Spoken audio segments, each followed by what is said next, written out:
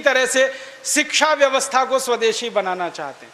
अभी जो शिक्षा हम लेते हैं वो मैकॉले की है। मैकॉले ने जो पाठ्यक्रम तय किया वही हम पढ़ते हैं, और दुर्भाग्य से मैकॉले जो पाठ्यक्रम हमको दे गया वो इतना रद्दी और बेकार का है जो जिंदगी में कभी काम नहीं आता। हम पढ़ते हैं, रटते हैं, कक्षा में जाकर उल्टी करते हैं। कॉपी पे लिखना माने उल्टी करना। 100 में से 96 नंबर ले आते हैं। अब उसका शहद लगा के चाटें तो क्या निकलता है उसमें से? 96 नंबर। जिंदगी में काम नहीं आती वो शिक्षा। मैं मेरा उदाहरण देता हूं, सालों साल मैंने पढ़ाई की, मेरा जीवन खराब किया। मैं नहीं पढ़ता तो बहुत अच्छा होता।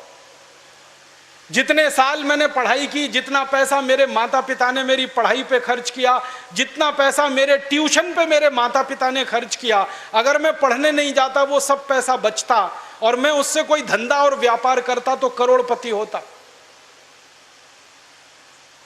क्या पढ़ाई हुई है मेरी? मैंने बचपन में पढ़ा x + y whole square is equal to x square plus 2xy plus y square, x minus y whole square is equal to x square minus 2xy plus y square. अब मेरे समझ में नहीं आता कि करूं क्या इसका मैं मेरी जिंदगी में।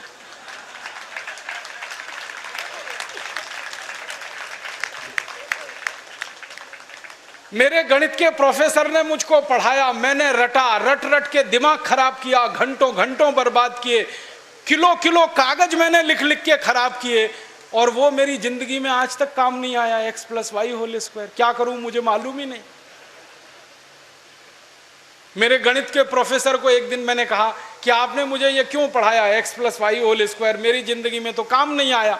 तो मेरे गणित के प्रोफेसर कहते हैं, यार काम तो मेरे भी नहीं आया, मुझको किसी ने पढ़ाया, मैंने तुमको पढ़ाया। ये भेड़िया धसान क्यों चला रहे हो इस देश में? जो काम नहीं आता वो क्यों पढ़ा रहे हो इस देश के बच्चों? बचपन में मुझे पढ़ाया गया अमेरिका का पहला राष्ट्रपति कौन, क्या करूं इसका? मान लीजिए मुझे मालूम है अमेरिका का पहला राष्ट्रपति जॉर्ज वॉशिंगटन, करूं क्या? मालूम है मुझे, क्या करूं इसका? मैं सब्जी खरीदने जाता हूं बाजार में, सब्जी वाले को कहता हूं देखो मुझको मालूम है अमेरिका का पहला राष्ट्रपति जॉर्ज वॉशिंगटन था, वो सब्जी देगा क्या मुझे? फालतू में रटा रटा के मेरा दिमाग खराब कर दिया। अमेरिका का पहला राष्ट्रपति कौन? और मुझे इतना दुख होता है, तकलीफ होती है कि कोई मुझे ये पूछना शुरू करे कि तुम्हारे परिवार का पहला राष्ट्रपति कौन? मुझे नहीं मालूम। मेरे परिवार के राष्ट्रपति से मतलब मेरे दादा, दादा के दादा, दादा के दादा, दादा, कहीं से हमारा कुल शुरू हुआ ना, तो मेरे कुल का पति माने मेरा पहला पिता, वो कौन नहीं मालूम। और अमेरिका का पहला राष्ट्रपति मालूम है। और मुझे तो इतना दुख होता है कि अमेरिका का पहला ही राष्ट्रपति नहीं मालूम, 250 राष्ट्रपति मालूम है मुझे उनके, और मेरे कुल के 2.5 आदमी के नाम नहीं मालूम मुझे। मेरे पिताजी का नाम मालूम है, उनके पिताजी का, उसके आगे बढ़ता हूं तो सब ब्लैंक हो जाता है, याद ही नहीं मुझे। क्या करना है ऐसी शिक्षा से? काम की क्या है ये? बचपन में मुझको पढ़ाया कनाडा का क्लाइमेट कैसा, कनाडा का, भारत का नहीं, कनाडा का। कनाडा की जलवायु क्या है, क्या करूं उसका कनाडा की जलवायु का? मैं तो कभी कनाडा जाने वाला नहीं, कनाडा मेरे घर में कभी आने वाला नहीं, उसकी जलवायु पढ़ के करना क्या है? मैं शिवपुरी में रहता हूं, मैं भोपाल में, ग्वालियर में रहता हूं, मुझे शिवपुरी की जलवायु मालूम है तो कुछ काम आने वाली है, कनाडा की जलवायु क्या काम आने वाली है? कभी जिंदगी में मौका मिला कनाडा जाने का, जिसका कोई दूर दूर तक संभावना नहीं है, तब जाके वो बात कभी काम आएगी। उसके लिए रट रट के, पढ़ पढ़ के दिमाग खराब कर दिया घंटों घंटों। ऐसा फालतू इतिहास पढ़ाया। अकबर बड़ा महान था, होगा, मैं क्या करूं? अकबर महान था, ठीक है, मैं क्या करूं उसका? मेरी जिंदगी में उससे क्या फायदा होने वाला है अकबर की महानता से? मतलब मैं कहना यह चाहता हूं कि जो ज्ञान हम ले रहे हैं हमारी शिक्षा में, वो जिंदगी में कभी काम नहीं आता। आप ईमानदारी से अपने बारे में एक दिन ये करना, मेरी बात है इसलिए नहीं, आपने जो जो पढ़ा है अपनी जिंदगी में याद करो, उसमें से कितना आपके काम आया। शायद आप 100 का नंबर निकालेंगे तो 5 भी काम नहीं आया, 5% भी काम नहीं आया। जो काम नहीं आया पढ़ा क्यों, फिर रटा क्यों उसको? और आप ऐसे सोचो, दूसरा उल्टा सोचो कि हमने जितना पढ़ा वो कितना हमें याद है। याद उतना ही रहेगा जो रोज काम आता है, बाकी कचरे को दिमाग निकाल के ऐसे ही फेंक देता है। जो याद ही नहीं रहे और काम नहीं आए उसको पढ़ना और पढ़ाना क्यों? तो मैंने सोचा कि शिक्षा व्यवस्था बदलना बहुत ज़रूरी है। हमारे बच्चों के ऊपर इतना बोझा हो गया है, इस बोझे ने बच्चों को ख़त्म कर दिया। कभी कभी तो मुझे इतना अफसोस होता है, अखबारों में खबर पढ़ता हूँ 12वीं कक्षा का रिजल्ट आया, इतने बच्चों ने आत्महत्या कर ली। क्यों? फेल हो गए। बच्चे थोड़ी फेल हुए हैं, परीक्षा की पद्धति फेल हुई है हमारी, बच्चे फेल नहीं हुए। बच्चों के बारे में तो सारी दुनिया कहती है कि वो तो कच्ची मिट्टी के घड़े के जैसे हैं, जैसा आप शेप दोगे वैसे हो जाएंगे। हमारे बच्चों को हमारे अध्यापक और परीक्षा वाले शेप नहीं दे पाए, इसलिए परीक्षा पद्धति फेल हुई है, बच्चे फेल नहीं हुए। मुझे तो कई बार यह कहने के मन करता है कि बच्चों को फेल करने वाले अध्यापकों को फेल करना चाहिए, क्योंकि उन्होंने पढ़ाया नहीं ठीक से, समझाया नहीं बच्चों को ठीक से। और इस शिक्षा पद्धति में क्या भेड़िया धसान है। 100 में से 90 नंबर लाओ, 99 नंबर लाओ, 98 नंबर लाओ तो आप बहुत होशियार हैं, 33 नंबर लाओ, 30 नंबर लाओ तो आप बिल्कुल बेकार हैं। न्यूटन को तो जिंदगी में कभी भी 30 से ज्यादा नंबर आए नहीं, बेकार है न्यूटन, वो तो सारी दुनिया में पूजा जाता है। कभी फेल, हमेशा ही फेल हुआ, पास ही नहीं हुआ कभी न्यूटन। स्कूल वालों ने निकाल दिया उसको कि हर बार फेल हो जाता है, ये पढ़ने लायक नहीं है। जब स्कूल ने निकाल दिया उसको, तब उसका दिमाग खुल गया और उसने गिरते हुए सेब को देख लिया और उसने गुरुत्वाकर्षण का सिद्धांत दे दिया। जो आदमी स्कूल में फेल हो गया था, अब सारी दुनिया उस पर पीएचडी करती है और उसके गुणगान करती है। माने फेल और पास होने से किसी व्यक्ति के जीवन का कोई लेना देना नहीं। आप आइंस्टाइन की अगर कहानी पढ़ोगे तो आइंस्टाइन तो 9 कक्षा के आगे पढ़ नहीं पाया कभी, निकाल दिया स्कूल ने उसको, क्योंकि वो कुछ और सोचता रहता था।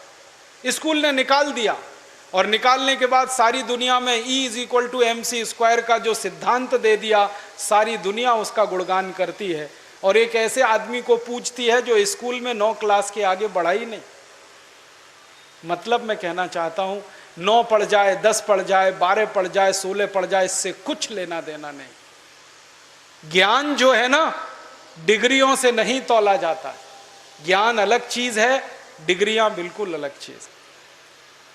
मैं तो इसी देश की कहानी देखता हूं। धीरूभाई अंबानी 9 क्लास फेल हो गया, पेट्रोल पंप पे नौकरी करना शुरू किया और रिलायंस नाम का एक एम्पायर खड़ा कर दिया जो सारी दुनिया में 4.5 लाख करोड़ का है। 9 क्लास फेल आदमी 4.5 लाख करोड़ का एम्पायर खड़ा करके छोड़ गया। इसका माने ज्ञान का डिग्री से कोई संबंध नहीं है। घनश्याम दास बिरला 4 क्लास पढ़े, स्कूल और गांव छोड़कर निकल गए, लोटा लेकर कलकत्ता पहुंच गए और इतना बड़ा खानदान बना दिया, बिरला एम्पायर, जो आज लाखों करोड़ का है। 4 क्लास पास आदमी ने किया।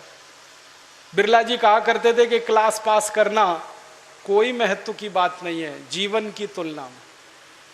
तो हम जीवन को जीने वाली शिक्षा हमारे विद्यार्थियों को दें, ऐसी शिक्षा व्यवस्था हम बनाएं जिसमें डिग्री का महत्व ना हो, ज्ञान का महत्व हो, परीक्षा का महत्व ना हो, सीखने का महत्व हो, पढ़ाने का महत्व नहीं हो, सिखाने का महत्व हो।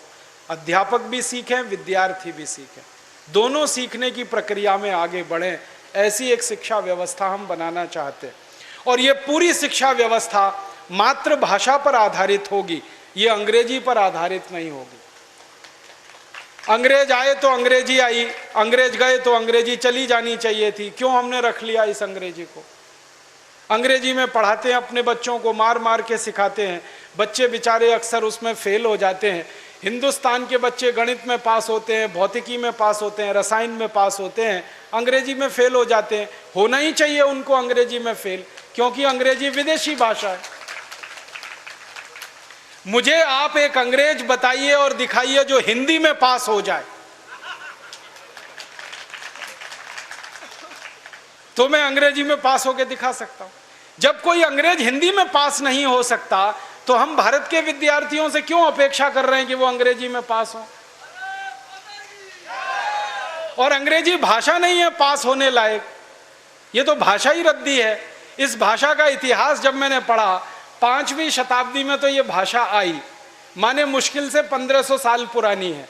हमारी भाषा तो करोड़ों साल पुरानी है, संस्कृत, हिंदी, मराठी, तमिल, तेलुगु, कन्नड़, मलयालम, ये तो 1500 साल पुरानी है। और दुनिया की सबसे रद्दी भाषा है अंग्रेजी, जिसकी कोई अपनी व्याकरण नहीं है जो शुद्ध हो और ठीक हो। आपको एक उदाहरण देता हूं। अंग्रेजी में एक शब्द है PUT, पुट, BUT, तो PUT पट होना चाहिए। CUT कट, BUT बट, तो PUT पट।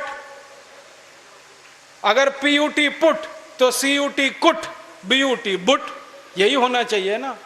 क्या मूर्ख लोगों की भाषा है,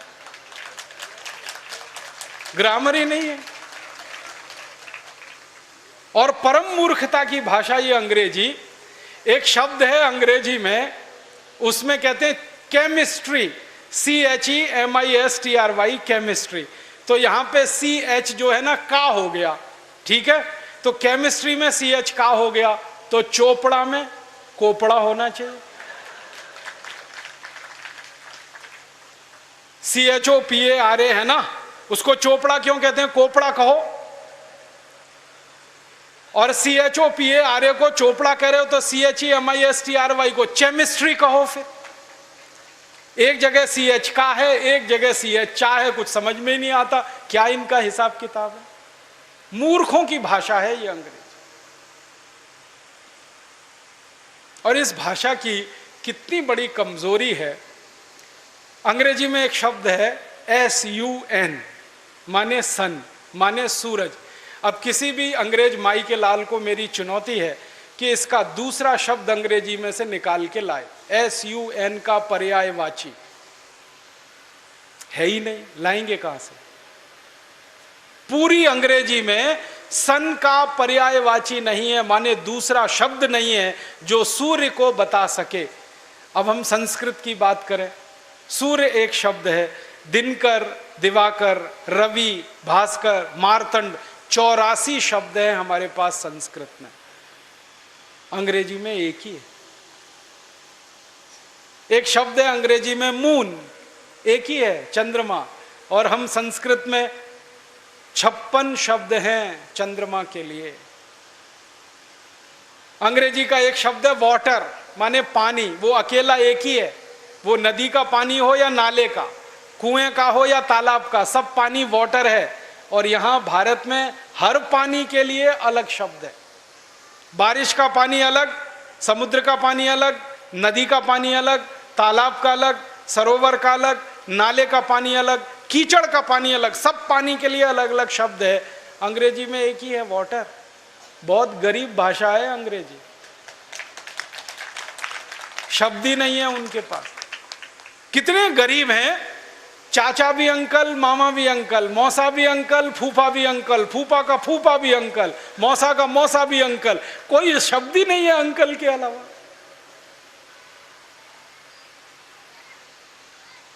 और चाची, मामी, मौसी, सब आंटी, कोई दूसरा ही शब्द नहीं है उनके। हम तो मूर्ख लोग इस अंग्रेजी में फंस गए। अकल नहीं हमारी तो मारी गई है। हमारे देश में जो अंग्रेजी पढ़ गए ना, अकल उन्हीं की मारी गई है। जो नहीं पढ़े वो बहुत होशियार।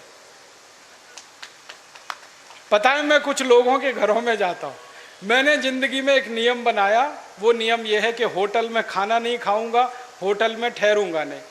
तो झक मार के मुझे घरों में ही ठहराना पड़ता है, खाना खिलाना पड़ता है, क्योंकि मैं खाता नहीं, होटल में ठहरता नहीं। तो हर बार नए नए घरों में जाता हूँ खाना खाने, रहने के लिए। तो अंग्रेजी पढ़े लिखे लोगों के घर में भी जाता हूँ, तो वो कैसे मूर्ख दिखाई देते हैं मुझे उसका उदाहरण बताता हूँ। वो ना तो अंग्रेज है ना तो हिंदुस्तानी है, खिचड़ी है बीच की। और वो खिचड़ी कैसी है, किसी के घर में गया तो पिताजी का नाम घर में रामदयाल, माताजी का नाम गायत्री देवी, बेटे का नाम टिंकू। अब मैं यही पूछता हूं, कि रामदयाल और गायत्री देवी का टिंकू कहां से आ गया।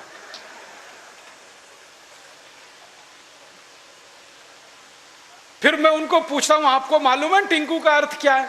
उनको नहीं मालूम। नाम रख लिया बच्चे का टिंकू, अर्थ नहीं मालूम। ऐसे मूर्ख लोग, अर्थ मालूम नहीं, नाम रख लिया टिंकू टिंकू टिंकू। फिर डिक्शनरी खोल के दिखाता हूं उनको। अंग्रेजों की सबसे पुरानी डिक्शनरी है वेबस्टर डिक्शनरी। उसमें टिंकू का अर्थ है आवारा लड़का।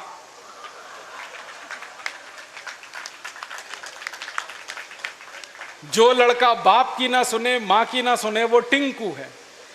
और हम क्या कर रहे हैं पढ़े लिखे मूर्ख लोग, आज्ञाकारी लड़के को टिंकू टिंकू टिंकू बोल बोल के आवारा बनाने की तैयारी कर। ऐसे अंग्रेजी मूर्खों के घरों में जब मैं जाता हूं तो ऐसे ही नाम मिलते हैं, बबली, डबली, डब्लू, बबलू। क्या मतलब है डब्लू, बबलू, बबली, डबली? डिम्पल, ट्विंकल, कुछ मतलब ही नहीं। कुछ भारत में नाम की कमी हो गई है क्या? और इससे भी बड़ी बड़ी मूर्खताएं मैं देखता हूं। कोई अधकचरे हिंदुस्तानी, माने आधा अंग्रेज आधा हिंदुस्तानी के घर में जाऊं तो इंप्रेशन जमाने के लिए, माने रौब जमाने के लिए अंग्रेजी झाड़ेगा। हाँ, भले गलत सलत, लेकिन झाड़ेगा जरूर, रौब पड़े उसके ऊपर। वो क्या कहेगा? हिंदी में भी बोल सकता है, वो बात नहीं बोलेगा। वो कहेगा oh Rajiv Dikshit, she is my Mrs. तो मैं पूछता हूं really she is your Mrs? क्योंकि उसको मिसेस का अर्थ नहीं मालूम। मिसेस का अर्थ जानते हैं क्या है? हर देश की अपनी सभ्यता, अपनी संस्कृति होती है, तो उसमें से निकले हुए शब्द की भी अपने इतिहास और संस्कृति की व्यवस्था होती है। इंग्लैंड की सभ्यता कैसी है मालूम है? इंग्लैंड की सभ्यता में एक सबसे खराब बात है जो आपको कभी पसंद नहीं आएगी, कि वहां एक स्त्री और एक पुरुष जिंदगी भर साथ कभी भी नहीं रहते, बदलते रहते हैं। जैसे हम कपड़े बदलते हैं ना, वैसे वो एक दूसरे को बदलते रहते हैं। एक पुरुष की 20 स्त्रियां हो सकती हैं, एक स्त्री के 20 पुरुष हो सकते हैं। मेरे कई दोस्त हैं इंग्लैंड और यूरोप में जिनकी 40-40 शादियां हुई हैं, 41वीं करने को तैयार है। ये उनके यहां चलता रहता। इसको उनकी भाषा में कहते हैं एक्स्ट्रा मैरिटल अफेयर्स, पर स्त्री गमन पर पुरुष गमन। तो एक पुरुष कई स्त्रियों से संबंध रखता है, एक स्त्री कई पुरुषों से संबंध रखती है। तो पत्नी को छोड़कर जितनी स्त्रियों से संबंध रखने वाले होते हैं वो सब मिसेज में जाते हैं। माने मिसेज का अर्थ है धर्म पत्नी को छोड़कर कोई भी महिला जिसके साथ आप बिस्तर में रात को सोएं, वो मिसेज होती है, पत्नी को छोड़कर।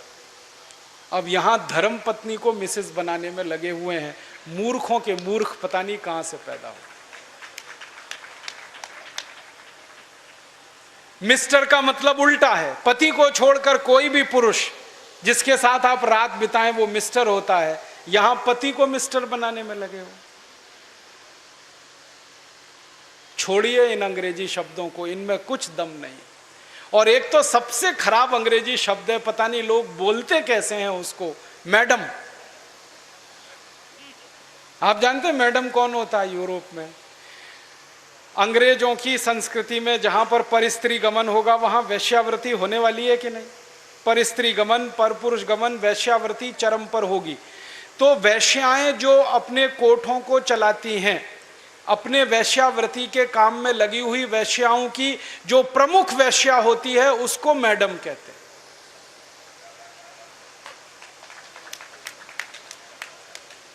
और यहां हिंदुस्तान में अपनी बहनों को मैडम कह देते हैं। ऐसे मूर्ख लोग मैंने इस देश में देखे हैं।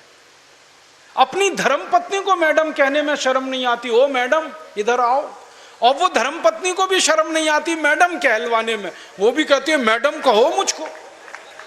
जान तो लो कि मैडम होती कौन है, फिर कहलवाओ। अपने भारत में कितने सुंदर सुंदर शब्द हैं। श्रीमती, श्री माने लक्ष्मी, मति माने बुद्धि, बुद्धि माने सरस्वती, लक्ष्मी।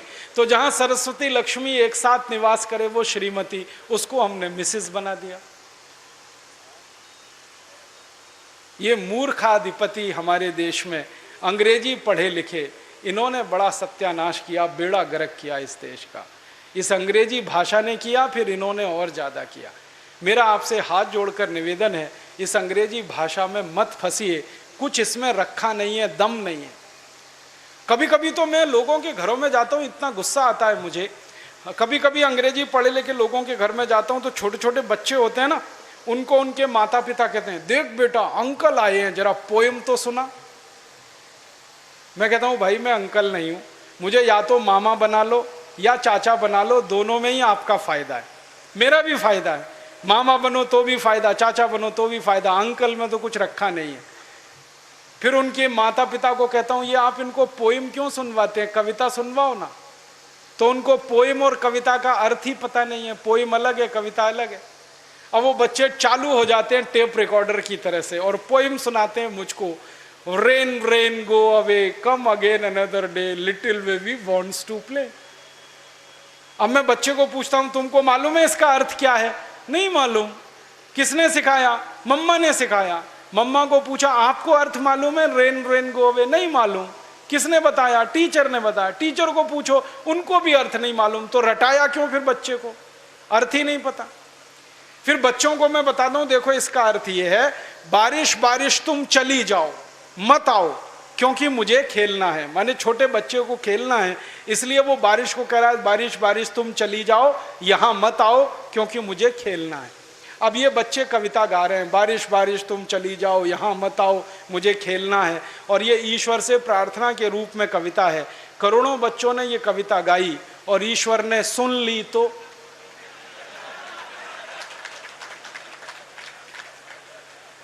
बारिश को वापस बुला लिया, तो क्या होने वाला है? बारिश नहीं होगी। बारिश नहीं होगी तो सूखा पड़ेगा, सूखा पड़ेगा तो आप भी भूखे मरेंगे, मैं भी मरूंगा, किसान भी मरेंगे। इतनी अकल नहीं है हमको, ये रेन रेन गो अवे कितनी खतरनाक चीज है। हमारे भारत में 60% खेती बारिश पर होती है, 40% खेत में ही सिंचाई की व्यवस्था है। जब 60% खेती बारिश पर हो तो बारिश ज्यादा होनी चाहिए इस देश में। ऐसी कविताएं हम बच्चों को क्यों नहीं सिखाते? लेकिन वो कविताएं मातृभाषा में हो सकती हैं, अंग्रेजी में नहीं हो सकते।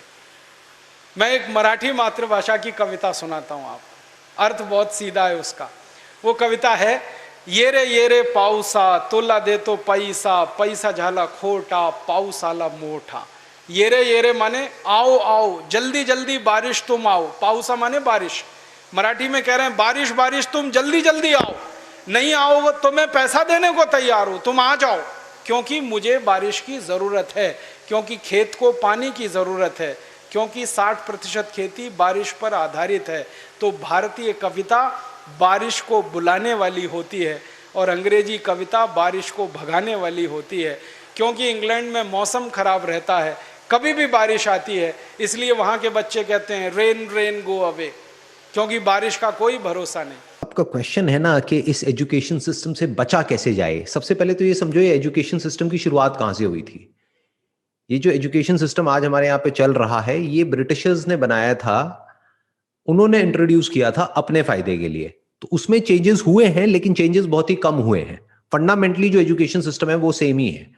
तो ये जो एजुकेशन सिस्टम की शुरुआत हुई थी वो इसलिए नहीं हुई थी कि आपका माइंड डेवलप किया जा सके, या आपकी थिंकिंग एबिलिटीज को या आपकी कॉग्निटिव स्किल्स को डेवलप किया जा सके, या फिर आपको ऐसा बनाया जा सके कि आप मल्टी डायमेंशनल तरीके से सोच सको। ऐसा कुछ नहीं है। इसके पीछे जो रीजन है दैट वाज कि भाई आपको एक ऐसा आदमी बनाया जा सके जो कि अल्टीमेटली या तो गवर्नमेंट के काम आ सके या कोई बहुत बड़ी ऑर्गेनाइजेशन है उसके काम आ सके। तो यहां से जो लोग निकल रहे हैं वो कौन निकल रहे हैं? जो बेसिकली काम के हैं भी और नहीं भी। काम के क्यों है? क्योंकि उनका दिमाग बंद है, तो उनको जैसे मर्जी जो मर्जी कर दो, उनको यूज किया जा सकता है कंपनी के पॉइंट ऑफ व्यू से। क्योंकि कोई बड़ी ऑर्गेनाइजेशन है, कोई बहुत बड़ी कंपनी है, तो वहां पे ऐसे लोग नहीं चाहिए होते हैं जो बहुत ज्यादा क्वेश्चनिंग माइंड वाले हों। वहां पर कैसे लोग चाहिए? जिनका दिमाग बंद हो चुका हो पूरी तरह से। अब चाहे उनको वो आता हो काम या नहीं आता हो, क्योंकि काम तो आपको वहां पे जाके ही सीखना पड़ेगा। आप जितनी मर्जी पढ़ाई कर लो, जो मर्जी कर लो, अल्टीमेटली आपको सीखना तो उस कंपनी में ही पड़ेगा। जिस कंपनी में भी आप जाओगे तो पहले उनकी एक ट्रेनिंग होगी बेसिक सी, मान लो 3 महीने की। अब वो चाहे आपकी हो चाहे कोई ऐसे इंसान की हो जो कि नॉन उस बैकग्राउंड से है, उसमें हो सकता है 6 महीने लग जाएंगे। आप समझ रहे हो? एज सच कोई बहुत मेजर डिफरेंस नहीं है। हाँ, exceptions are always there. There are some colleges जहां पर बहुत एक्स्ट्राऑर्डिनरी पढ़ाई हो रही है, जहां पे प्रैक्टिकल एक्सपेरिमेंटेशन के ऊपर फोकस किया जाता है, जहां पे ओवरऑल डेवलपमेंट के ऊपर फोकस किया जाता है। बट ऐसे जो कॉलेजेस हैं वो बहुत ही कम है इंडिया में, जहां पे रिसर्च पे, एक्सपेरिमेंटेशन पे, जहां पे ओवरऑल इंसान के डेवलपमेंट के ऊपर फोकस किया जा सकता है कि वो आगे जाकर के लाइफ में जो चाहे वो कर सके। ऐसे बहुत कम है। ज्यादातर क्या है, सबका फोकस एक ही होता है, यार कहां से मेरे को डिग्री मिलेगी और कहां से जॉब मिलेगी, बस सिंपल। तो आपका भी वही मोटिव है और जो कंपनीज हैं उनका भी मोटिव पूरा हो रहा है। और ऐसे ही लोग चाहिए गवर्नमेंट में भी। गवर्नमेंट में कैसे लोग चाहिए? जो बहुत इंटेलिजेंट हो, जिनके अंदर बहुत दिमाग हो, जो हर चीज को क्वेश्चन करें। वो तो गवर्नमेंट को ही क्वेश्चन कर देंगे, गवर्नमेंट की पॉलिसीज को ही क्वेश्चन करने लग जाएंगे। जो ऊपर से ऑर्डर दे रहा है उसी को क्वेश्चन करेंगे सबसे पहले तो, कि ये क्या कह रहे हो करने के लिए, ये तो बकवास है, हम नहीं करेंगे। वहां पे तो पूरा का पूरा सिस्टम ही हिल जाएगा। तो लोग कैसे चाहिए? वैसे ही जैसे ब्रिटिशर्स के टाइम पे चाहिए थे, जो yes sir yes sir yes sir yes sir yes sir करते रहे, बस सिंपल। तो अब अगर आपका क्वेश्चन ये है कि इससे कैसे बचा जाए, तो वो आपको समझना होगा कि एजुकेशन का मतलब होता क्या है। क्या जो स्कूल कॉलेज में सिखाया जा रहा है, या जो डिग्री आपको मिलती है, या जो डिप्लोमा मिलता है, या जो भी कुछ मिलता है, क्या सिर्फ वही एजुकेशन है? उसके बाहर जो लर्निंग है उसको क्या नाम दोगे? ना तो वहां पर कोई डिग्री है ना डिप्लोमा है, बट आपने सीखा है, किसी स्किल को आपने सीख लिया है, उसको क्या कहोगे? वो एजुकेशन है, नॉन एजुकेशन है? एजुकेशन का एक्चुअल में मतलब क्या है, इसको ध्यान से समझो, ये हमको समझ नहीं आता है। एजुकेशन का मतलब ये है कि कोई ऐसा इंसान जिसको कोई काम करना आता है, उससे आप वो काम सीख लो, दैट इज एजुकेशन। जैसे हमारी कंपनी में जो भी फोटोग्राफर्स हैं, उन्होंने कहीं किसी टॉप फोटोग्राफी इंस्टीट्यूट से कोई कोर्स नहीं किया है। लेकिन आज की डेट में इंडिया में जो भी टॉप फोटोग्राफर्स हैं या टॉप एजेंसीज हैं, उनके लिए हम कौन है? हम एक ट्रेंड सेटर हैं। यानी जो हम शूट करके अपनी वेबसाइट पे अपलोड कर देते हैं, वो लोग वहां से डाउनलोड करते हैं, या तो उसको यूज करते हैं अपने कैंपेन में, या फिर उसी को किसी और फोटोग्राफर को देकर के वैसा शूट करवा लेते हैं। तो अल्टीमेटली ये सारी थॉट प्रोसेस कहां से आ रही है? हमारे पास से आ रही है। और ना तो मैंने कोई कोर्स किया है फोटोग्राफी में, मैंने कहां से किया? 2 हफ्ते का एक कोर्स किया था। और जो हमारी कंपनी में लोग हैं जो काम करते हैं, उन सब ने मेरे से सीखा है। तो हमने किसी ने भी कुछ भी नहीं सीखा है। सो कॉल्ड, अगर आप डिग्री के पॉइंट ऑफ व्यू से देखो, डिप्लोमा के पॉइंट ऑफ व्यू से देखो, हम में से किसी ने भी, ना मैंने ना मेरी टीम ने, कहीं भी किसी ने भी कुछ भी नहीं सीखा है। बट क्या हमारे पास में एजुकेशन नहीं है? क्या हमने सीखा नहीं है? कहां से सीखा है? फिर बुक से सीखा है, यूट्यूब से सीखा है, चीजों को ऑब्जर्व करके सीखा है, देख करके सीखा है, पढ़ करके सीखा है, बहुत तरीके से सीखा है। हाँ, उस तरह से नहीं सीखा जिस तरह से आप सीखने की बात कर रहे हो। मतलब हमने क्या किया? इस एजुकेशन सिस्टम को बाईपास कर दिया। मैंने कहा क्या करना है डिग्री का, क्या करना है डिप्लोमा का? नाम के लिए कि भाई शादी होगी तो लड़की वाले पूछेंगे, हाँ भाई आपके पास में कौन सी डिग्री है, कौन सा डिप्लोमा है। अब मुझे प्रॉब्लम नहीं हुई, मैंने लव मैरिज करी है। अगर आप अरेंज मैरिज करने वाले तो शायद प्रॉब्लम हो जाएगी आपको, क्योंकि लड़की वाले पूछेंगे, कहेंगे हाँ भाई क्या किया हुआ है आपने, कहाँ से डिग्री है लड़के के पास में, कहाँ से डिप्लोमा है, क्या है, जॉब कहाँ है, सेट है नहीं है। तो ऐसे बहुत सारे क्वेश्चंस होते हैं। तो आगे फ्यूचर में बहुत सारी चीजें हैं जो उससे जुड़ी हुई है। किससे जुड़ी हुई है? डिग्री डिप्लोमा से जुड़ी हुई है। तो इसको ध्यान से समझना पड़ेगा कि एजुकेशन का मतलब क्या होता है।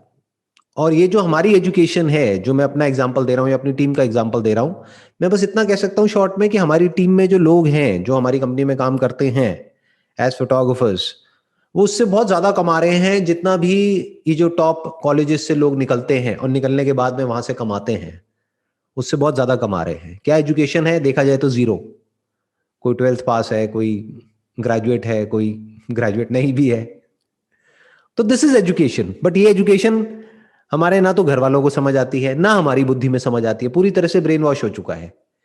एजुकेशन का मतलब हम क्या समझते हैं? सिर्फ डिग्री या डिप्लोमा, हाथ में कुछ आना चाहिए, उसको हम एजुकेशन समझ लेते हैं। अगर ये थिंकिंग आपकी चेंज हो सकती है, तो आप अपने लिए इस एजुकेशन सिस्टम को बाईपास कर सकते हो, इसको छोड़ करके अपना एक अलग रास्ता बना सकते हो सकता है वो चीज जो कॉलेजेस में 4 साल में सिखाई जा रही है, वो 4 महीने में सीख सकते हो। तो 4 साल खराब करने की क्या जरूरत है? 4 महीने में सीखो, उसके बाद में बचे 3.5 साल उसमें एक्सपेरिमेंटेशन करो। उसको प्रैक्टिकली करो तो कुछ सीख जाओगे ना, कुछ कर जाओगे ना। हाँ, अगर जॉब ही चाहिए तो बात अलग है, फिर तो डिग्री चाहिए, क्योंकि जैसे ही जॉब करने के लिए कहीं पर जाओगे तो सबसे पहले कहेंगे हाँ भाई कहां से किया हुआ है, क्या किया हुआ है, राइट। जबकि उनको भी पता है कि वो काम का नहीं है, सिखाना तो उनको तब भी पड़ेगा। तो ये पूरा का पूरा स्ट्रक्चर है। इस स्ट्रक्चर से अगर आपको बचना है तो अपनी थिंकिंग से ही बच सकते हो, एक्चुअल में तो नहीं बच सकते हो। यहां पर तो गधे को और घोड़े को सबको एक तरीके से रेट कर दिया जाता है कि भाई अगर तुम्हारे नंबर अच्छे हैं तो तुम इंटेलिजेंट हो, और नंबर बुरे हैं तो तुम बेवकूफ हो।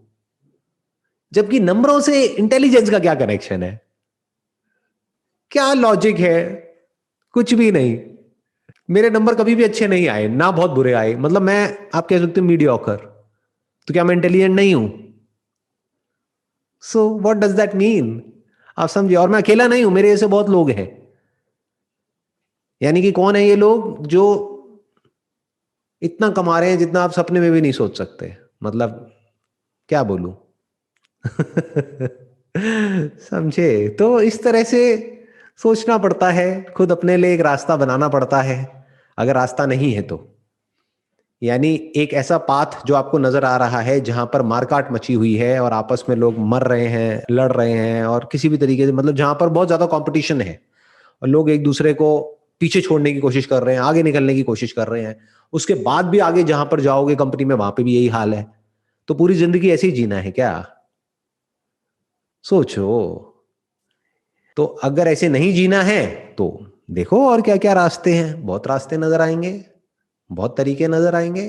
उसके लिए क्या चाहिए? दिमाग चाहिए, बस। जैसे मैंने अपनी बहुत वीडियोस में एग्जाम्पल दिया है डिजिटल मार्केटिंग का, कितना सिंपल एग्जाम्पल है, but I am not sure कितने लोगों को ये समझ आया होगा।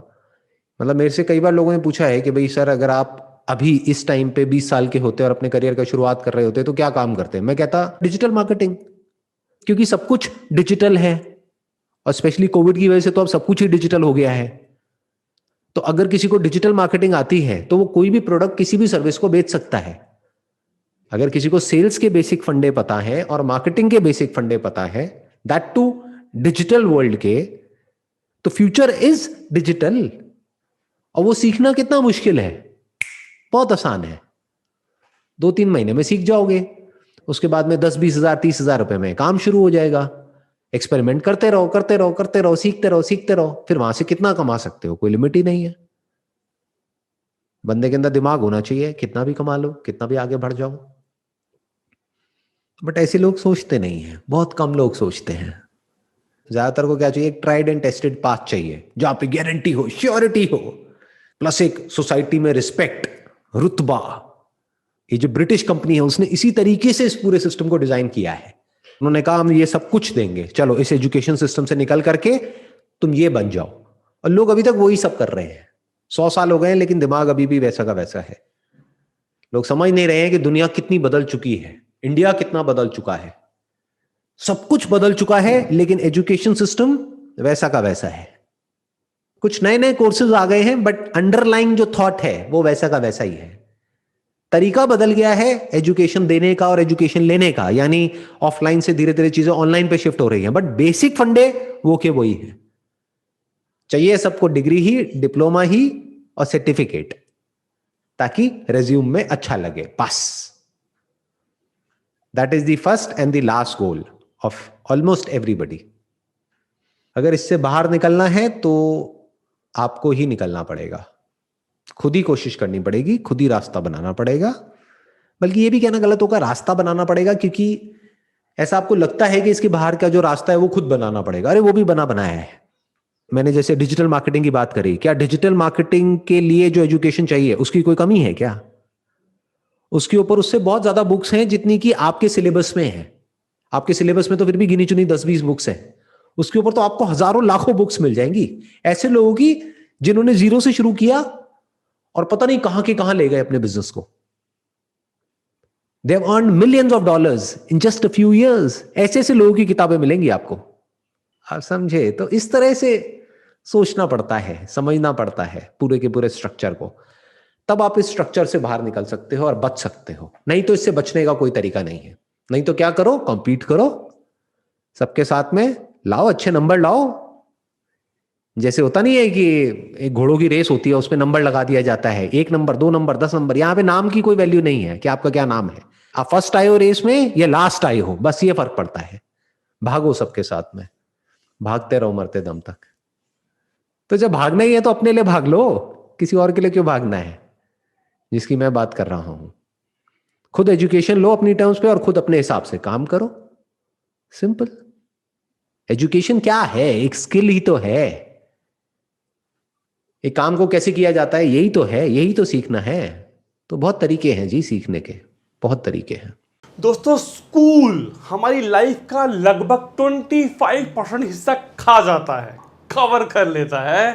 स्कूल के बहुत खतरनाक नुकसान है। स्कूल एक बहुत ही फालतू चीज है मेरे हिसाब से। हम बहस करने जा रहे हैं, ये हितेन मेरे साथ है, ये बोलेगा स्कूल के क्या फायदे हैं, मैं बोलूंगा स्कूल के क्या नुकसान है। आप अपने कमेंट्स लिख के नीचे बता सकते हैं आपके व्यूज। डिबेट शुरू करें। स्कूल के बड़े फेवर में लग रहे हैं फायदे स्कूल के। अरे क्या बात है, क्या फायदा है बेटा, बताओ जरा। आपके बच्चे भी हो सकता है स्कूल में पढ़ रहे हो, आप पढ़ रहे हो स्कूल में, आपके रिश्तेदारों के बच्चे पढ़ रहे होंगे। ये वीडियो में बड़े सारे अच्छे इंटरेस्टिंग पॉइंट्स, कुछ प्रॉब्लम्स हाईलाइट होंगी और कुछ सॉल्यूशंस भी आपको हो सकता है सुनने को मिल जाएं। स्कूल के फायदे पता लगाते हैं पहले तो। क्या क्या फायदे हैं? पहले जो मेन फायदा है हाँ, वो तो 12th की मार्कशीट। और क्या बात है, उससे ही अच्छे कॉलेज में एडमिशन अच्छे कॉलेज में एडमिशन मिल गया। फिर क्या होगा? एडमिशन मिल गया तो जॉब अच्छी लगेगी। जॉब अच्छी लगेगी। फिर क्या होगा? जॉब अच्छी लगेगी तो पैसा ज्यादा आएगा। अरे क्या बात है, कितने पैसे कमाना चाहता है तू? तो डिपेंड करता है कैसी जॉब लग रही है। अरे ड्रीम क्या है? 1 करोड़ 1 करोड़ साल का पैकेज। साल का पैकेज, बहुत ही बढ़िया है। ठीक है, वेरी गुड। और पैसे आएंगे तो मौज मस्ती कर सकते हैं, मौज टूर पे जाएंगे, और खुद की गाड़ी होगी, अरे क्या बात है, खुद का घर लेंगे, वाह। अपने पैरों पे खड़े होंगे। और गर्लफ्रेंड वगैरह नहीं बनाएगा? गर्लफ्रेंड बनाएंगे, कितनी? 2-3 तो होगी कम से कम। मतलब बिगड़ा हुआ अच्छा लग रहा है ये। चलो, अब मैं कह रहा हूँ कि ये तो चलो मजाक, स्कूल से कितने फायदे गिनवा दिए यार। मतलब गर्लफ्रेंड से लेके और कार से लेके और BMW, मार्कशीट। ये आपका ड्रीम है, ये ऐसा लगता है किसको? हमें, आपको भी, आपके माँ बाप को भी और पूरी दुनिया को। इसीलिए तो पूरा जोर लगाते हैं। आप चेक करो, अब मैं हिसाब लगा, स्कूल के ऊपर कितना टाइम लगाते हैं हम लोग, कितना टाइम लगाते हैं? 6 घंटे एक दिन में। 6 घंटे एक दिन में? 6 घंटे? बेटा गलत बोल रहे हो, हिसाब दोबारा लगाओ जरा। 8 बजे स्कूल स्टार्ट होता है। 8 बजे स्कूल स्टार्ट होता है, 2 फिर बजे छुट्टी हो जाती है। बेटा जब 8 बजे स्कूल स्टार्ट होता है तो 8 बजे घर से निकलते हो? 7 बजे निकल जाते हैं। 7 बजे। और तैयार होना कितना शुरू होते हो? 6 बजे। 6 बजे तैयार होना शुरू हुआ, उठ गया क्या, वो फ्रेश होने भी तभी जा रहा है, नहीं तो तू 10 बजे से पहले उठे ना। एनीवे 6 बजे उठा, 2 बजे आते के साथ ही फ्री हो जाता है या थकता नहीं है? 1 आध घंटा रेस्ट, जिम जाते हो, फिर 1 घंटा। 1 घंटा जिम जाता है, चलो वेरी गुड। और इसके अलावा दिन में और उसका ट्यूशन होता है। ट्यूशन जाते हो। आप अगर हिसाब लगाओगे दिन में जो 24 घंटे होते हैं, 24 में से लगभग बच्चे के 15-16 घंटे स्कूल ही खा जाता है। ट्यूशन, स्कूल की पढ़ाई, होमवर्क, यही सब चीजें। और कितने साल हो गए पढ़ते हुए? 14 साल हो गए। 12वीं में आ गया, 12वीं में आ गया, और 2 साल नर्सरी यूकेजी के। 14 साल हो गए आपको पढ़ते हुए और यही रूटीन फॉलो करते हुए। इसका आउटपुट क्या है?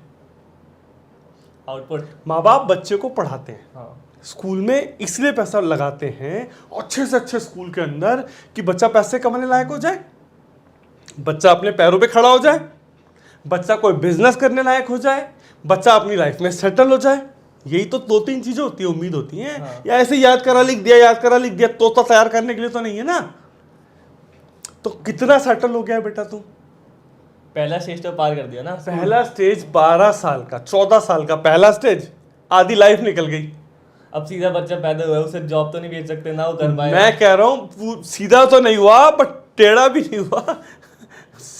अरे 14 साल हो गए यार। हम कहीं 10,000 रुपये लगाते हैं, मान लो तूने कहीं स्टॉक में 10,000 रुपये लगाया, तो तू देखेगा उसको ROI आया है, फेंक देगा उसको? देखूंगा। कहीं मॉल में जाता है, तू कोई शर्ट लेने जाता है, कितने की, मान लो 1,000 रुपये की, तो तू चेक करता है ना, नेगोशिएट करता है ना। मतलब ROI, तूने 1,000 रुपये दिया तो तू कहता है प्रोडक्ट दो मुझे। ऐसा तो होता है। अगर 1,000 रुपये दे और तुझे कोई प्रोडक्ट ना मिले तो तू लेगा? लड़ाई करूंगा। लड़ाई करेगा। आउटपुट क्या है? तेरे पिताजी ने कितना फीस, स्कूल की फीस कितनी है? 10,000। 10-20,000 10,000 रुपये मल्टीप्लाई 12, 1,20,000 मल्टीप्लाई 15, 20-25 लाख रुपए लग गया। 20-25 लाख के बाद अभी भी लग रहा है कि एक अच्छे नंबर आ जाए तो अच्छी कॉलेज में एडमिशन हो मिल जाए। जाएगा। मतलब जॉब, बिजनेस, पैसे का अभी कोई डिस्कशन भी नहीं हो रहा। सोचो ना क्या माइंडसेट है। अब 10 साल के बच्चे 14 साल तुमने लगाए अपने, तो तुम्हारा तो आउटपुट ये है कि भैया अभी जॉब या बिजनेस करने लायक तो नहीं हुआ। और 14 साल ही माँ बाप ने भी लगाए। बापू ओवर टाइम कर रहा है ऑफिस में, मम्मी भी जॉब कर रही है। क्यों? कि अच्छे स्कूल में पढ़ाना है बच्चे को। माँ बाप का सपना होता है ना। तो बच्चे की 14 साल का बचपना, माँ बाप की जवानी 14 साल की किस में उड़ गई? स्कूल में, धुएं में। समझो मेरी बात को, 14 साल का कोई आउटपुट नहीं है। पैसा कमाने लायक नहीं हुआ, बिजनेस कमाने लायक नहीं हुआ। अभी भी है कि नहीं, अच्छे मार्क्स आ जाएंगे तो अच्छे कॉलेज में एडमिशन हो जाएगा। आप इंडिया से बाहर जाके देखो, आप वेस्टर्न कंट्रीज में जाओ, बच्चा है उसको गिटार सीखना है, चल बचपन से गिटार सीखना शुरू कर। बच्चे को कोई म्यूजिक कंपोजर बनना है, चल बचपन से ही म्यूजिक कंपोजर बनना शुरू कर। यहाँ तो सोशल साइंस चल रही है, हिंदी चल रही है, कोई ऐसा सब्जेक्ट है जिससे पैसा कमाने लायक हो जाए बच्चा। 12 साल का हिसाब लगाओ, 10th में क्या सब्जेक्ट थे? Hindi, English, math. हिंदी से कोई जॉब लगी तेरी? इंग्लिश तो चल कुछ कम्युनिकेशन इंप्रूव हो जाएगी। गवर्नमेंट जॉब में जा रहे हैं, उसे हिंदी अच्छी होनी चाहिए उसकी। कितने % बच्चे? 10 लाख में से 1000 बच्चे। बाकी बच्चों का क्या? सब गवर्नमेंट जॉब में जाएंगे। इंग्लिश भी, इंग्लिश आ गया, बाकी सब्जेक्ट कौन सा है? बाकी मैथ्स। मैथ्स है, चलो मैथ्स सीख लिया। सीख लिया। पर सीखते रहोगे क्या? 12 साल मैथ्स पढ़ रहे हैं, आउटपुट क्या है? करना तो घटा जमा ही होता है। और आजकल तो वो भी नहीं यूज करते, वो कैलकुलेटर पे और मोबाइल पे उसके लिए भी कैलकुलेटर यूज करते हैं आप, या वो खुद करता है हिसाब किताब? खुद कर दो ना तो। अरे खुद ही करेगा, चलो कोई बात नहीं। तो subject, general knowledge, social science, ये ऐसे ऐसे सब्जेक्ट्स पढ़ा कर 12-12 साल तोते तैयार होते हैं। 11th और 12th के अलग सब्जेक्ट है ना। 11th और 12th के अंदर क्या काम का है? अगर साइंस ले रहा है कोई, कॉमर्स है। साइंस जितनी भी है वो आउटडेटेड है। उस साइंस के बेस पे कोई बल्ब भी ठीक नहीं कर पाता। बल्ब समझ में आ रहा है? बच्चे को उस साइंस के बेस पे वो बैंक में अकाउंट खुलवाना नहीं आता, ये हालत है। समझो 12 साल लगाए, आउटपुट है 0। अरे आउटपुट 0 मतलब अनएम्प्लॉयमेंट देखो ना कितना। अभी आसपास घूम गए, स्कूल छोड़ो ना, कॉलेज के बाद भी यही हालत हो रही है बच्चों की। सो कहने का मतलब ये है, बच्चे सारा दिन ट्यूशन ट्यूशन, स्कूल स्कूल। इतनी वेटेज जो आपने दे रखी है ना स्कूल को, जो 24 में से 18 घंटे, उसको घटा दो वेटेज को, क्योंकि आउटपुट कुछ आने वाला नहीं है। माँ बाप की जवानी का धुआं उड़ रहा है, बच्चे के बचपने का धुआं उड़ रहा है। इससे बड़े तो कुछ खेल कूद ही ले बेटा, स्पोर्ट्स ही कर ले, कुछ एक्टिव, समझ लो। तो 2-3-4 घंटे कुछ प्रोफेशनल स्किल्स पे लगाना शुरू करो बचपन से। कुछ मनी ओरिएंटेड स्किल्स पे लगाना शुरू करो बचपन से। ये वीडियो जब खत्म होगी उसके बाद मैंने एक और शेयर कर रखा है, एक वीडियो, उसके अंदर बड़े सारे मनी ओरिएंटेड कोर्सेज के बारे में मैंने कुछ हिंट दे रखा है। ये zorbadi.zen.in पे जाके आप चेक कर सकते हो। या और भी बहुत सारे स्किल सेट है। कुछ ऑनलाइन कोर्स कर लिया, कोई घर के आसपास कोचिंग सेंटर में कोई प्रोफेशनल चीज़ सीख लिया आपने, वो इंपॉर्टेंट है। स्कूल को वेटेज कम दो। 95% ला के भी कुछ उखाड़ नहीं पाता है बच्चा। क्या कर लेगा 95% आ जाएगा तो? एडमिशन मिल जाएगा अच्छे कॉलेज में। बस एक ही आता तेरे को, अच्छे कॉलेज में एडमिशन 12वीं में। बहुत फायदे हैं। और क्या फायदा बता? बहुत फायदे हैं, मौज मस्ती करते हैं, दोस्त बनाते हैं स्कूल के। यही एक उम्र है तो यही एज है अरे जो तो वो मस्ती स्कूल करने में करेगा 20 लाख रुपए लगवा के बापू का, वो तो गली मोहल्ले में यार दोस्त भी है। की। तो स्कूल के बाद मेहनत ही करनी है, पैसे ही कमाने, यही एज है। तो मैं ये कह रहा हूँ कि स्कूल में जितनी मेहनत कर रहे हो उतनी की जरूरत नहीं है। मैं ये कह रहा हूँ जितनी मेहनत करो, 95% सुबह दोपहर शाम लगा हुआ, इतनी मेहनत गलत दिशा में लगा रहे हैं जोर, गलत दिशा में जोर लगा रहे हैं, उसका आउटपुट नहीं है। मैं इस डिस्कशन में सिर्फ ये कह रहा हूँ, school is a waste of time. Teacher भी नंबर्स के पीछे भागते हैं, प्रिंसिपल भी नंबर के पीछे भागते हैं, कोचिंग सेंटर भी उसके पीछे भागते हैं नंबर्स के। उनका धंधा है बेटा, उनकी तो कमाई हो रही है। टीचर को सैलरी मिल रही है, प्रिंसिपल सैलरी मिल रही है, कोचिंग सेंटर वाले को ट्यूशन का कमाई हो रही है। तेरे को क्या मिल रहा है? टीचर को भेज देना मेरी वीडियो। टीचर को भेज देना। टीचर को भेज देंगे, भेज देंगे। परेशान तो नहीं करती टीचर? कर दिया, भेज देना। ये इसे समझ में आ गया, प्रेशर लेने की जरूरत नहीं है। मेरा कहने का मतलब ये है कि स्कूल जाओ, अरे 50-60-70% आ रहे हैं, ओके है, उन नंबर की वैसे भी कोई वैल्यू नहीं है। उतना जो जोर वहां लगाना है ना, 12 घंटे में से जो 8 घंटे वहां लगाने हैं ना, 2 घंटे कम कर दो वहां पे।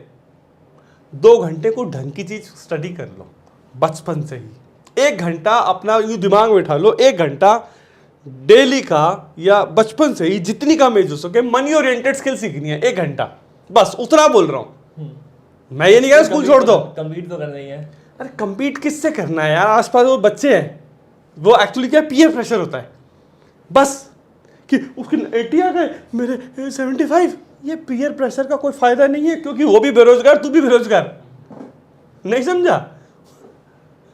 ये टीचरों को क्या फायदा हो रहा है समझ में आ गया। वो स्कूल में परसेंटेज का प्रेशर ही होता है कि बच्चों का आ रहा है, और तेरे को कोई गाड़ी नहीं मिलने वाली, कोई घर नहीं मिलने वाला। जो तेरा ड्रीम है 1 करोड़ का, स्कूल से तो बिल्कुल नहीं आने वाला, क्योंकि गलत दिशा में जोर लगा रहे हो। सही दिशा में जोर लगाना है, कुछ प्रोफेशनल स्किल्स डेवलप कर लो, पब्लिक स्पीकिंग पे काम करो, कम्युनिकेशन स्किल्स पे काम करो, कोई कंप्यूटर सीख लो, कोई सॉफ्टवेयर सीख लो, कोई ऑनलाइन कोर्स कर लो, कुछ भी कर लो। 1 घंटा बस, इतना बोल रहा हूं और कुछ नहीं बोल रहा। सारा दिन school school school school school school school, धुआं बन के बापू की जवानी उड़ रही है, धुआं बन के तुम्हारा बचपन जा रहा है। और थोड़ा सा खेलकूद में टाइम लगाओ, थोड़ा हेल्थ बनाओ, थोड़ा, समझ में आ रहा है? सो मैं सिर्फ वेटेज कम करने को बोल रहा हूँ, समझ में आ रहा है? School is a waste of time, but system ऐसा बना हुआ है, उस सिस्टम को मैं चेंज नहीं कर सकता, पर उस सिस्टम के अंदर से कुछ रास्ता निकाल सकते हैं, निकाल सकते हैं। और परसेंटेज का टेंशन लेना छोड़ दो, कोई फायदा नहीं होता। एडमिशन कैसे मिलेगा फिर? अरे थक गया मैं, किस में एडमिशन लेगा? अच्छे कॉलेज एडमिशन देखो, प्राइवेट कॉलेज तो वैसे ही एडमिशन के चक्कर नहीं होता, ज्यादातर में एंट्रेंस एग्जाम्स है वैसे भी, एंट्रेंस एग्जाम्स है ज्यादातर जगह, तो एंट्रेंस एग्जाम्स की तैयारी कर लो, वो भी बेटर है। बहुत सारी जगह सरकारी में एंट्रेंस एग्जाम्स है, परसेंटेज का टेंशन खत्म हो चुका है। चल 12वीं के परसेंटेज तो चल फिर भी मान लिया, चल 2% वैल्यू दे दी, ये 11th की परसेंटेज का बता क्या होगा? और 12th का बेस सेट करती है। 10th की परसेंटेज का क्या है? वो भी 9th की परसेंटेज का क्या है? 8वीं की परसेंटेज का क्या है? 7। अरे खामखा प्रेशर है बस। तू लाया 95%, 11th में लाया, कितने लाया? 95 करके अब तू क्या मिला तेरे को? बस इतना ही कि मेरे उससे ज्यादा है, उसके अलावा कुछ मिला, वो सेटिस्फेक्शन 2 दिन का था, उसका भूल गया।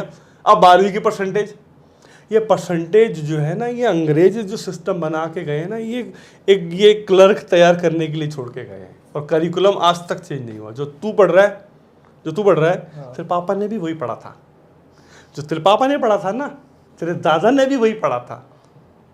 जब से देश आजाद हुआ ये चेंज ही नहीं होता करिकुलम। इंडस्ट्री कहां से कहां पहुंच गई। तू फेसबुक इंस्टाग्राम यूज करता है ना, तो था तेरे पापा के टाइम पे? नहीं था। चेंज हो रहा है ना, करिकुलम चेंज नहीं होता। क्यों नहीं होता चेंज? माइंडसेट ऐसा बना हुआ है। तुम्हारा नहीं है बेटा, ये सरकारी सिस्टम है। वो कांग्रेस बीजेपी को खा जाएगी, बीजेपी कांग्रेस को खा जाएगी। एक चैप्टर चेंज करके देख लो, ये नहीं होने का चेंज। अगर थोड़ा बहुत हो भी गया तो भी मैं कहता हूं कि तुम्हारे को अपनी जिम्मेवारी खुद लेनी पड़ेगी। ज़्यादा एक्सपेक्टेशन मत करो स्कूल से, कॉलेज से ज़्यादा एक्सपेक्टेशन मत करो, अपनी जिम्मेवारी लो और अपने स्किल सेट पे काम करो। अभी सिर्फ इस वीडियो का समरी दिया कि वेटेज कम दो, अपने आप को बाकी एक्स्ट्रा करिकुलर एक्टिविटीज़ पर टाइम ज़्यादा दे दो, और ज़्यादा सीरियस मत लो, मस्ती की तरह लेके चलो। इतना प्रेशर लेते हैं बच्चे, वो सुसाइड तक कर लेते हैं, फिर परसेंटेज कम आई में फेल हो गया। मैं क्या है, किस चीज़ के लिए? कुछ नहीं है उसमें। रिलैक्स हो जाओ, एक ही लाइफ दी है भगवान ने, सिस्टमेटिक वे में, डायरेक्शन में भी चलो। इस डिबेट में आपको कुछ समझ में आया है तो आप अपने कमेंट सेक्शन में डाल सकते हैं। आपको लगता है कुछ अच्छे आइडियाज आए हैं, किसी बच्चे के काम के हैं, किसी पेरेंट के काम के हैं जो सारा दिन बच्चों पीछे पड़े रहते हैं, उनके साथ शेयर कर दो। Thank you very much.